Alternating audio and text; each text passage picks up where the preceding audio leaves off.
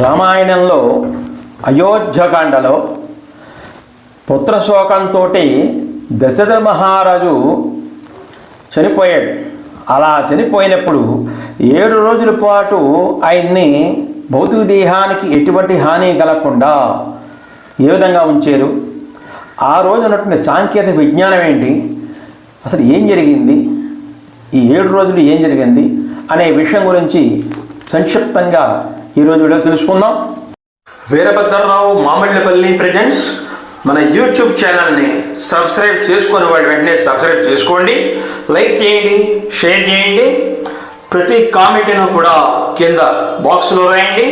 అరణ్యవాసంలో ఉన్నటువంటి రాముణ్ణి తలుచుకుని దశరథ మహారాజు పుత్రశోకంతో మరణించడం జరిగింది అనే విషయాన్ని ఇక్కడ చెప్పడం జరుగుతోంది.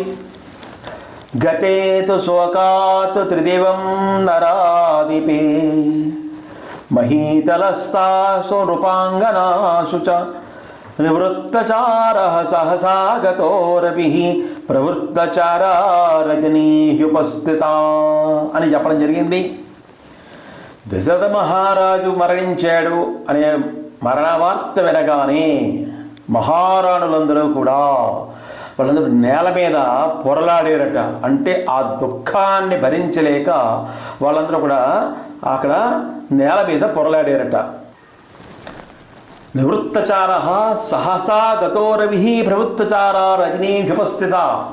సూర్యుడు అస్తమించడం అయిపోయింది, చంద్రుడు ఉదయిస్తున్నాడు. ఈ రకంగా రాత్రి అయిపోయింది మొత్తం అంతా కూడా.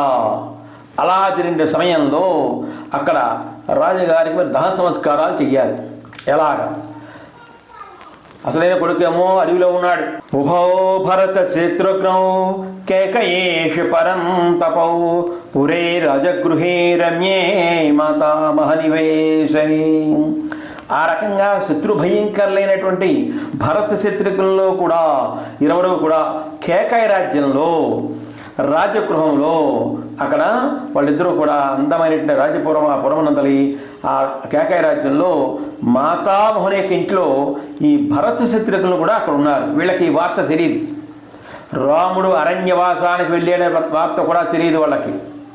ఇక్కడ ఏం జరుగుతుందో ఆ పిల్లలిద్దరికీ తెలియదు, భరత శత్రుఘ్నులకి తెలియదు వాళ్ళిద్దరికి కూడా. అలాగా వాళ్ళు మాతామోహన్ ఇంట్లో ఉండిపోయారు వాళ్ళిద్దరు కూడా. మరి ఇక్కడ ఏం జరిగిందో ఈ విషయాన్నింటినీ కూడా అక్కడికి వార్త పంపించాలి. భరత శత్రుఘ్నులే కొడుకులు అక్కడ. మరి ఇంకా అప్పుడు ఎవరు వెంటనే వశిష్ఠ మహర్షి ఈ విషయాన్ని ఆయన ఏం చేశాడంటే వెంటనే దూతలను పంపించాడు. వశిష్ఠ మహర్షి దూతలను పంపిస్తూ ఏం చెప్పాడంటే అయినా ఏ విషయాన్ని రాముడు అరణ్యవాసానికి వెళ్ళాడు అనే విషయాన్ని కానీ దశరథ మహారాజు మరణించాడు అనే వార్తను కానీ ఏమాత్రమూ తెలియకుండా మీరు జాగ్రత్త వహించి వాళ్ళ క్షేమ సమాచారంలో అందరూ బాగున్నారా అనే విషయాలని కనుక్కొని మీరు భరత శత్రుఘ్నుని తీసుకుని ఇక్కడ రావాలి అని చెప్పి మాత్రమే చెప్పడం జరిగింది. ఆ విధంగానే దూతలందరూ కూడా బయలుదేరారు. ఇలా ఉండగా ఈ దూతలు అక్కడ చేరుకున్నారు. కేకయ రాజ్యానికి చేరుకున్నారు దూతలు. వశిష్ఠ మహర్షి దూతలకి నుంచి అయోధ్యాపురం నుంచి వెళ్ళిన దూతలు అందరూ కూడా అక్కడికి వెళ్ళిన తర్వాత ఆయనకి భరతుడికి ఒక దుశ్స్వప్నం వచ్చింది.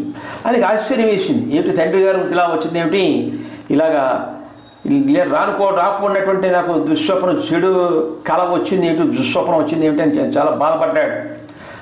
చుట్టూ ఉన్న వాళ్ళతో ఈ విషయాన్ని ఆయన తెలుసుకున్నాడు, ఇలా వచ్చింది ఏమిటి అని. ఈ రకంగా భరతుడు దుశ్స్వప్నం గురించి చెప్పడం ఇలా జరుగుతుంది. దూతలందరూ కూడా రకరకాలైనటువంటి నదులు పర్వతాలు దాటుకుంటూ, అప్పట్లో ఈ ప్రయాణ సౌలభ్యం ఎక్కడ ఉన్నది, ఎక్కడ లేదు కదా, ఎవరైనా సరే గుర్రాల మీద కానీ నడుచుకుంటూ కానీ వెళ్ళవలసిందే. ఇలాగా వీళ్ళు అక్కడికి చేరుకున్నారు దూతలందరూ కూడా. సరే వెంటనే వెళ్ళారు, ఆయనతో కుశల ప్రశ్నలు వేసారు. వాళ్ళతో పాటు మళ్ళీ బయలుదేరాడు. ఆ దూతలతో పాటు ఈ భరత శత్రుఘ్నులిద్దరూ కూడా బయలుదేరారు అనమాట. బయలుదేరి వచ్చారు, అక్కడికి వచ్చేసారు అన్నమాట. మళ్ళీ ఇక్కడికి వచ్చారు. మళ్ళీ ఎలా అయితే ఎన్ని దాటుకుంటూ వెళ్ళారో అలాగే అన్ని నదులు అన్ని పర్వతాలు దాటుకుంటూ ఆయన కూడా అటు నుంచి రావాలి కదా. మరి ఆ విధంగా వాళ్ళు ఇక్కడ చేరుకున్నారు. ఏకసాలే స్థానుమతేం వినతే గోమతీం నదీం కళింగనగరే చాపి ప్రాప్య సాలవనం తదా భరతః క్షిప్రమాగచ్చతు సుపరిశ్రాంతవాహనః వరం సమతీత్యాసు శర్వర్యామరుణోదయే అయోధ్యాం మనునా రాజ్ఞా నిర్మితాం సందదర్శః తాం పురీం పురుషవ్యాఘ్రః సప్తరాత్రోషితః పదిః అయోధ్యామగ్రతో దృష్ట్వా సారథం వాక్యం అబ్రవీతు. ఇలాగా ఏకశాల గ్రామం, స్థానుమతి నదిని, వినత అనే గ్రామ సమీపం, గోమతి నదిని ఇవన్నీ దాటుకుంటూ వచ్చారు వాళ్ళందరూ కూడా.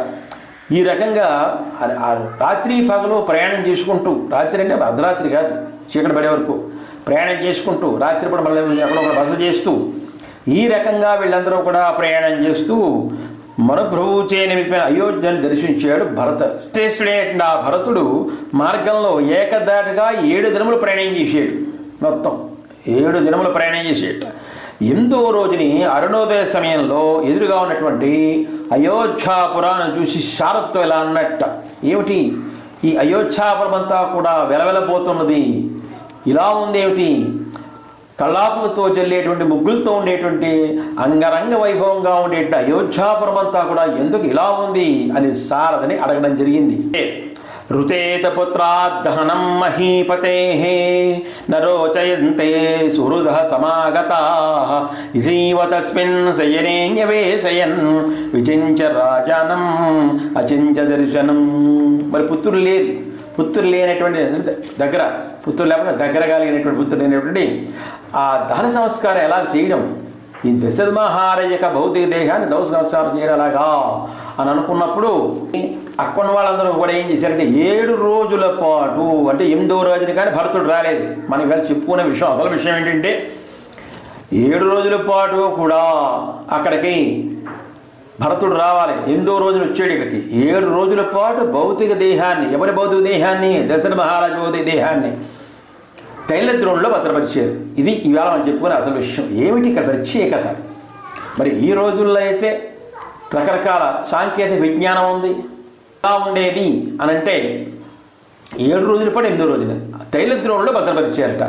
ఏమిటి తైలద్రోణి ప్రత్యేకత అంటే, ద్రోణి అంటే పడవ ఆకారం, ఒక చిన్న పడవ ఆకారంలో ఒక దొన్నె, ద్రోణి కదా, ద్రోణి ప్రకృతి, దొన్నె వికృతి, ఒక దొన్నె ఆకారంలో తయారు చేశారు. ఈ దశరథ మహారాజు యొక్క భౌతిక దేహాన్ని దాంట్లో పెట్టారు. పెట్టి దాంట్లో తైలం వేశారు, దాంట్లో ఆ దురుణిలో తైలం వేశారు, తైల ద్రవ్యాలను వేశారు, రకరకాల ద్రవ్యాలు వేశారు. చూడండి, అది త్రేతాయుగం, ద్వాపరయుగం, కలియుగం. మనం ఉన్నది కలియుగంలో ఇప్పుడు, అంటే కొన్ని వేల సంవత్సరాల ముందున్నది ద్వాపరయుగం, అన్నికంటే కొన్ని వేలు లక్షల సంవత్సరాల ముందు త్రేతాయుగం. శ్రీరాముడు పుట్టిన సందర్భం అయోధ్య పట్టణం. అటువంటి రోజుల్లోనే ఇంత చక్కటి సాంకేతిక విజ్ఞానం ఎంత బాగా ఉందో చూడండి. మరి 7 రోజుల పాటు భౌతిక దేహాన్ని తైల ద్రవ్యాలు వేసి దాంట్లో ఉంచారంటే ఆయుర్వేద వైద్యం అప్పట్లో ఉండేటువంటిది. ఆయుర్వేదం ఆయుష్ని ఇచ్చేటువంటిది. వేదం అంటే జ్ఞానం మూలర్థం కదా. ఆయుర్వేదం ఆయుష్ని పెంచేటువంటిదే ఆయుర్వేద వైద్యం.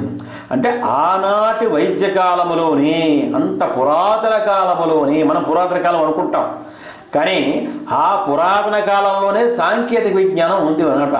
అంటే మన సాంకేతిక విజ్ఞానం అంటున్నాం దాన్ని.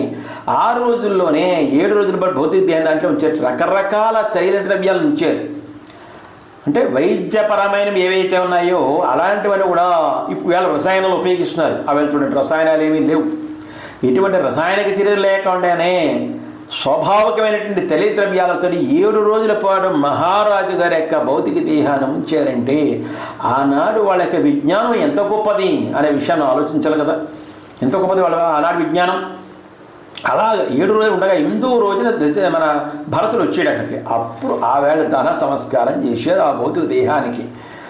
అంటే త్రేతాయుగం నాటికే మన మహర్షులు పూర్వకాలం నుంచి కూడా కనిపెట్టిన విద్యలు ఏవైతే ఉన్నాయో, వైద్య విద్యలో ప్రత్యేకతలు ఏవైతే ఉన్నాయో అలాంటివన్నీ కూడా ఉపయోగించి ఆయన యొక్క భౌతిక దేహాన్ని రక్షించడం జరిగింది. అంటే ఆ శరీరం పాడవకుండా అని రక్షణ చేయడం జరిగింది. ఎంతో గొప్ప విషయం మరిది. ఆనాటికే మన ఋషులు తయారు చేసిన గొప్ప విజ్ఞానం ఉంది అనే విషయాన్ని మర్చిపోకూడదు. అందుకనే మన ఋషులను గౌరవించాలి, మన ఋషులు చెప్పిన మాటలు వినాలి, అటువంటి వేదవాక్యాలు వినాలి. వాళ్ళని గౌరవిస్తూ మరి అటువంటి మహాపురుషుల యొక్క అనుజ్ఞతోటి వాళ్ళ యొక్క మార్గంలో నడుచుకుంటూ మనం కూడా మంచి అభివృద్ధిని సాధించాలని కోరుకుంటూ మీ వీరభద్రరావు మమ్మల్ని పిలుపునియండి.